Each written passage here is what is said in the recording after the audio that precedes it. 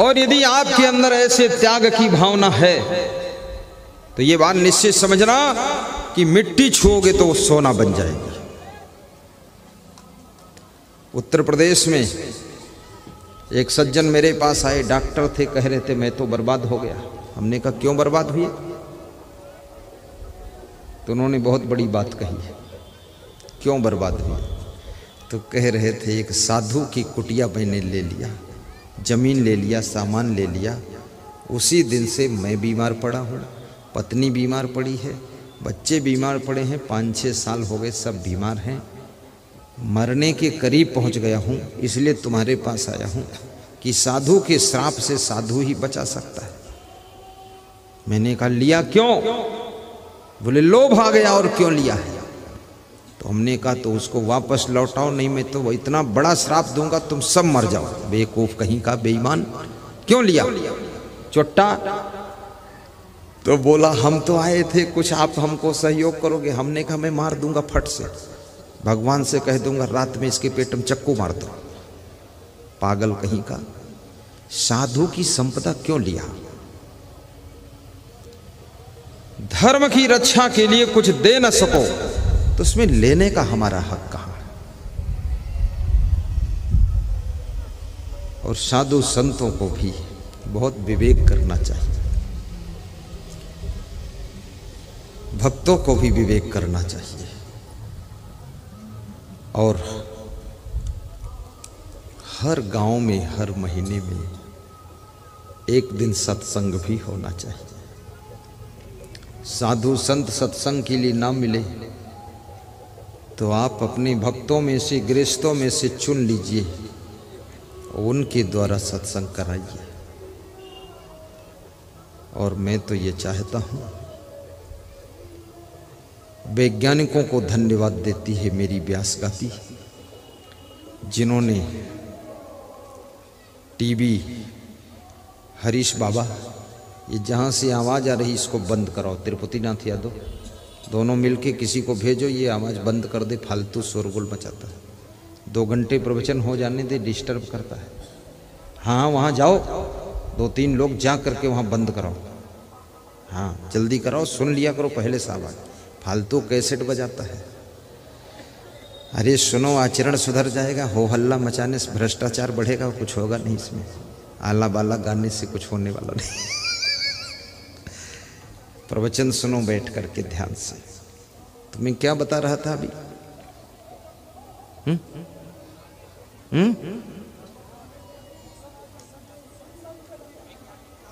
वैज्ञानिकों को धन्यवाद जो कि मोबाइल के यूट्यूब में प्रवचन आता है, टीवी में प्रवचन आता है, व्हाट्सएप में प्रवचन आता है। इतने लोग आप कैसे आकर हमको मिल पाते? रोज कहाँ मिल पाते, कहाँ सुन पाते? लेकिन अब आपके हाथ में मेरी वाणी रहती है, जो ही टच करते हो या बोल देते हो असंग साहब का प्रवचन शुरू हो जाए, शुरू हो जाता है। ये वैज्ञानिकों को शुभकामना है। और वैज्ञानिक जो भी हमें आपको देते हैं उसका सदुपयोग कीजिए, देखिए आपके जीवन में सुख शांति जरूर आएगी। और घूंघट का पट खोल दीजिए। घूंघट यही है, अज्ञानता ही पर्दा है, अज्ञान का पर्दा ही घूंघट है, और इस घूंघट को हटाना है। और अज्ञान का पर्दा कैसे हटेगा? अज्ञान तिमिरांधस्य ज्ञानांजन शलाकया चक्षुरुन्मीलितं येनं तस्मै श्री गुरुवे नमः। अज्ञान रूपी अंधकार को मिटाने के लिए गुरु का ज्ञान सूर्य का काम करता है।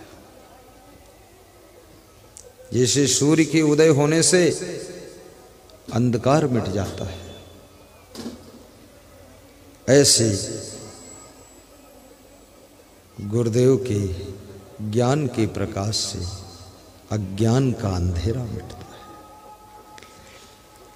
और अंधकार ये बाहर का अंधकार, इसमें भी तुम रास्ता भटक जाते हो, गड्ढे में गिर जाते हो, टार्च जला लेते हो, रास्ते पर चले जाते हो। लेकिन भीतर का अंधकार वो तो तुम्हारी पूरी जिंदगी को ही भटका देता है, मन को भटका देता है। इसलिए अपने दिल में ज्ञान का दीपक जलाइए। मेरे दिल में ज्ञान दीपक जल गए, गाइए। मेरे दिल में ज्ञान दीपक जल गए, मेरे दिल में ज्ञान दीपक जल गए, मेरे दिल में ज्ञान दीपक जल गए। तेरी रोशनी से सब अंधेरे मिट गए, तेरी रोशनी से सब अंधेरे मिट गए, मेरे दिल में ज्ञान दीपक जल गए, मेरे दिल में ज्ञान दीपक जल गए, मेरे दिल में ज्ञान दीपक जल गए, मेरे दिल में ज्ञान दीपक जल गए। एक विचारक ने बहुत बड़ी बात कही है कि रोशनी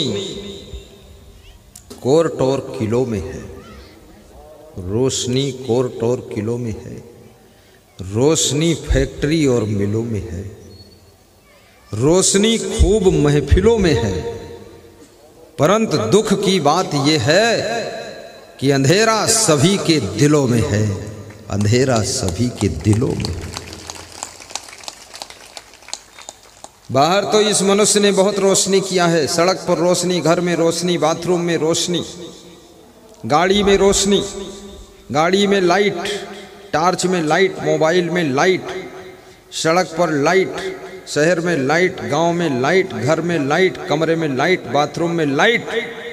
लेकिन आपके दिल के अंदर घनघोर नाइट, नाइट, नाइट, लाइट नहीं, नाइट, नाइट माने अंधेरी रात है, अमावस की रात आपके दिल के अंदर। दिल के अंधकार को मिटाने के लिए याद रखना, ज्ञान का दीपक जलना चाहिए। और ज्ञान का दीपक एक बार जल जाए, सावधान नहीं रहोगे तो बुझ भी जाएगा। कितने लोगों को ज्ञान होता है और फिर गुप्त हो जाता ज्ञान, लुप्त हो गया ज्ञान। बचपन में बड़ी अच्छी अच्छी ज्ञान की बातें कर रहे थे, जवानी आई ज्ञान गायब हो गया, पूरी रावण हो गई, सांड हो गए, इधर उधर घूम रहे बटबाहू। ज्ञान का दीपक निरंतर जलता रहे, ज्ञान का उजाला होता रहे, इसके लिए सत्संग का तेल बराबर डालते रहिए ज्ञान के दीपक में, और श्रद्धा की बत्ती बढ़ाते रहिए, और कुसंगत की हवाओं से बचाते रहिए, और सद्गुरु से संपर्क बनाए रखिए, तो ज्ञान का दीपक अखंड जल सकता है। अगर सत्संग छूट जाए, एक बार सत्संग मिला फिर कभी मिले ना, फिर से बिगड़ जाओगे। कितने लोग दारू पीना छोड़ देते और 10 साल सत्संग नहीं मिला तो फिर पीना शुरू कर देते। अभी कल हमारे पास एक सज्जन आए थे, यही पड़ोस के, कह रहे थे रोज 2 घंटे प्रवचन सुनता हूँ। तो मैंने कहा फायदा क्या हुआ? बोले फायदा क्या हुआ, ये पूछो फायदा क्या नहीं हुआ, सब फायदा ही फायदा हुआ। तो हमने कहा 2 घंटे टाइम बिगाड़ते हो, प्रवचन सुनते हो, क्या लाभ हुआ? तो बोला कि 40-50 साल उम्र हो गई, मकान नहीं था, तुम्हारे प्रवचन से मकान बन गया। तो हमने कहा मकान ईंट पत्थर से बनता कि प्रवचन से बनता? अरे बोले जितने पैसे होते थे सब दारू पी जाते थे, जुआ खेलते थे, लफंगेबाजी करते थे। तुम्हारा प्रवचन सुन के सब बुराई छोड़ दिया, सब रुपया बच गया और मकान बन गया। हाँ। बोले आपके प्रवचन के प्रभाव से 10 लाख की गाड़ी भी ला रहा हूँ, कार, और तुम्हारा प्रवचन कराऊंगा उसमें भी 2-4 लाख खर्च करूंगा, बस आशीर्वाद देना। हमने कहा और क्या फायदा हुआ? बोले गुस्सा बहुत आती थी, क्रोध बहुत आता था, भयंकर महाकालेश्वर बना था मैं, भस्मासुर क्रोधी। बोले अब बहुत सहन शक्ति आ गई है, गम खा लेता हूँ, मेरी पत्नी भी खुश रहती है, वो भी सुनती, मैं भी सुनता हूँ। प्रवचन से कितना फायदा होता है। तुमको दिखता है कि प्रवचन से क्या फायदा है? प्रवचन से तुम यदि आलसी हो ना तो आलस्य छोड़ दोगे, जब आलस्य छोड़ दोगे तो परिश्रमी बनोगे, और जब परिश्रमी बनोगे तो तुम धन कमाना शुरू करोगे, और धन कमाओगे तो धनवान बनोगे, और धनवान बनोगे तो उसी धन से मकान बनाओगे, धन से गाड़ी लाओगे, धन से अच्छे कपड़े पहनोगे, और उसी धन से अपनी पत्नी को अच्छा रखोगे, उसी धन से बच्चों को अच्छे स्कूल में पढ़ाओगे, उसी धन से अच्छा इलाज अपना कराओगे, उसी धन से गुरुदेव को बुला करके गोनो धाम में प्रवचन भी कराओगे। ये सत्संग कितना फायदा करता है, बहुत फायदा है। लाभ महान मनुष्य को संत संग गहि ज्ञान, होय सो बस मन आपना भक्ति धर्म पहिचान। होय सो बस मन आपना भक्ति धर्म पहिचान। सत्संग से भक्ति भी मिलती है, धर्म की पहचान होती, सच्चा धर्म क्या है। अगर सही सत्संग न मिले तो तुमको यही नहीं पता कि भक्ति धर्म है क्या। भक्ति के नाम पर तुम उछलते रहोगे, कूदते रहोगे, नाचते रहोगे, भक्ति धर्म के नाम पर तुम हुल्लड़बाजी मचाते रहोगे। मैं देखता हूँ अभी होली का पर्व आया है, जगह जगह गांवों में बच्चे लोग रस्सा लगा के खड़े हैं, रोको गाड़ी, कहते रुपया लाओ। क्या करना है? बोलते होली है, पूजा करनी है, लाओ रुपया। डंडा लेकर खड़े हैं, रंग लेकर खड़े हैं, रस्सा बांधे हुए हैं, रसीद बुक भी लिए हैं, पैसा दो, पुजारी हूँ। ये कोई भक्ति है? डंडा दिखा दिखा कर गुंडागर्दी करते हो कि भक्ति करते हो? मालूम ही नहीं, सत्संग कभी सुना नहीं। सत्संग विहीन व्यक्ति भक्ति भी करेगा तो उल्टा ही करेगा। इसलिए राम ने कहा है 9 प्रकार की भक्ति जो है उसमें से प्रथम भक्ति है संत का सत्संग सुनना। प्रथम भगति संतन कर संगा, दूजे रति मम कथा प्रसंगा। पहली भक्ति सत्संग श्रवण करो, अन्यथा भक्ति आएगी ही नहीं। फालतू मंदिर में बैठे बुदुर बुदुर करते रहोगे, न मंत्र मालूम न कुछ मालूम, बस ऐसे करते रहो, भगवान भगवान भगवान भगवान भगवान। ये सब फालतू बात वहां मत करो, निकलो बाहर, इधर आओ।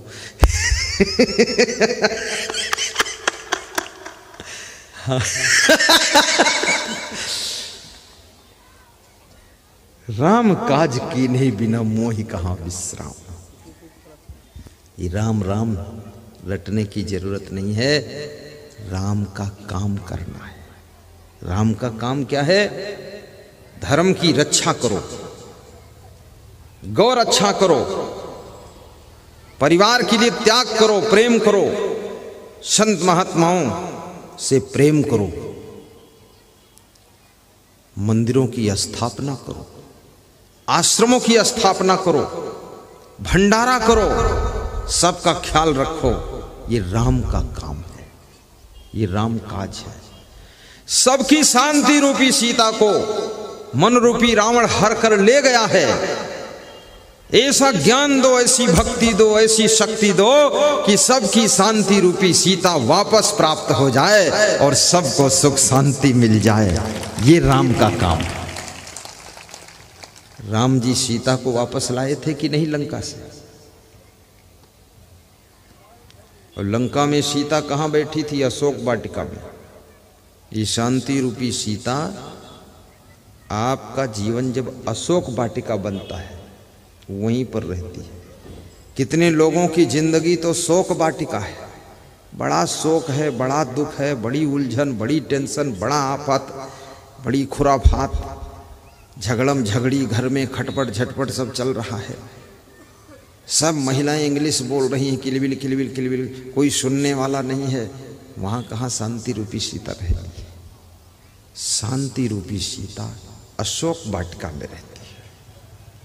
अशोक वाटिका, अशोक का मतलब जिसके मन में शोक नहीं है, वहाँ शांति रूपी सीता विराजमान होती है। और शोक उसी को नहीं होता जिसको ज्ञान होता है। जिसको ज्ञान नहीं है उसका अगर कुत्ता मर जाएगा तो कुत्ते की लाश पकड़ कर रोएगा, हाय मेरा कुत्ता, इसका नाम बबलू था, मर गया, अब कैसे जिंदा होगा रे। आला गाते रहो, खूब रे बे करते रहो, चिल्लाते रहो। ये ज्ञान है। अरे तुम कुत्ते को रो रहे, तुम्हारा बाप मर जाएगा, उसको क्या करोगे? ये मृत्युलोक है। यहाँ पर जितने प्राणी हैं, जितनी सृष्टि में चीजें दिख रही, सब नाशवान है। ये पेड़ भी मरेगा, ये पहाड़ भी मरेंगे, सब एक दिन घिस घिस कर गिरेंगे। जंगल भी सब पक पक कर, सूख सूख कर गिर जाएंगे। मनुष्य भी मरेंगे, राजा मरी हैं, प्रजा मरी हैं जिंदा जोगी, सब मरेंगे। भोगी भी मरेंगे, रोगी भी मरेंगे, योगी भी मरेंगे, मुख्यमंत्री भी मरेंगे, प्रधानमंत्री भी मरेंगे। चाहे जितना भाषण करो, मरना है तुमको। आज नहीं तो कल मरोगे, और नहीं मरोगे तो फिर मारने वाला मंत्र पढ़ दिया जाता, तब मर जाओ। मरना सबको है, और जो मंत्र पढ़ेगा वो भी मरेगा। ये मृत्यु लोक है। कितने लोगों का अज्ञान देखिए। पत्नी मर गई, अब रोने बैठे हैं, एक एक साल तक रोते हैं, लार टपकाते रहते हैं कि हमारा तो सब लुट गया, कुछ नहीं गया। बेवकूफ कहीं का, बुद्धि नहीं बिके, पत्नी मर गई। तेरी पत्नी कोई स्पेशल कंपनी की है? सबकी पत्नी मरी है, तो अपनी पत्नी को लेकर बैठा फालतू। और ये न जाने हम हूँ मर जेबे। कबीर साहब कहते ये नहीं जानते कि हम भी मरेंगे। तुम दूसरे के लिए रो रहे हो फालतू। भैंस मरी है, उसकी पूंछ पकड़े रोते। अशोक हो जाओ, शोक में मत डूबो। मरेंगे लोग, थोड़ा दुख तो लग जाता है, लेकिन फिर विवेक आ जाना चाहिए। ये तुम लोग ज्ञान सीख लेना, क्योंकि हर 2-4 साल में हर घर परिवार में किसी न किसी की मृत्यु होगी।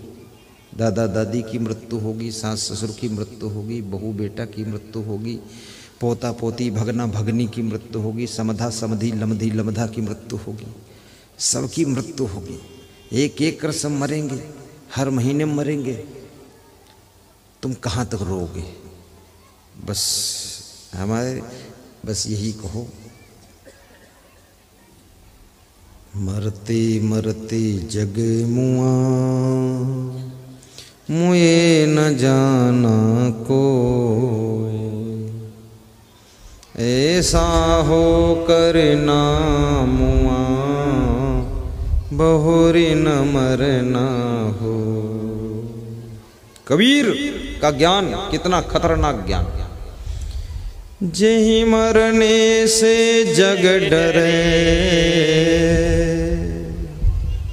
मेरे मन आनंद। वाह, क्या कबीर कह रहे हैं कि जिस मृत्यु से सारा संसार डरता है, उस मृत्यु का नाम सुनकर मेरे मन में आनंद हो रहा। धन्य हो कबीर। जेहि मरने से जग डरे, मेरे मन आनंद। कब मरी हो कब पाइयो, पूर्ण परमानंद। कब मरी हो कब पाइयो, पूर्ण परमानंद। कबीर कहते हैं जब तक जिंदगी है तब तक आनंद है, और इंतजार है कि कब मरूंगा और कब पाऊंगा उस परम आनंद को। जीने की इच्छा नहीं, मरने की कोशिश नहीं। कबीर साहब कहते हैं जितना जीना है बहुत है। जीवे चिनरः शुक्लेन कर्मणः, ना कल्पम अपि कष्टेन लोकद्वय विरोधिनः। चाणक्य कहते हैं सुख से, आनंद से, प्रसन्नता से, मस्ती से अगर एक क्षण जी लो तो वो भी जीना सार्थक है, लेकिन दुख में, कष्टों में, अपमान भरी जिंदगी अगर कल्पों तक जियो तो वो भी जिंदगी बेकार है। इसलिए जिंदगी थोड़ी हो लेकिन उसमें आनंद होना चाहिए।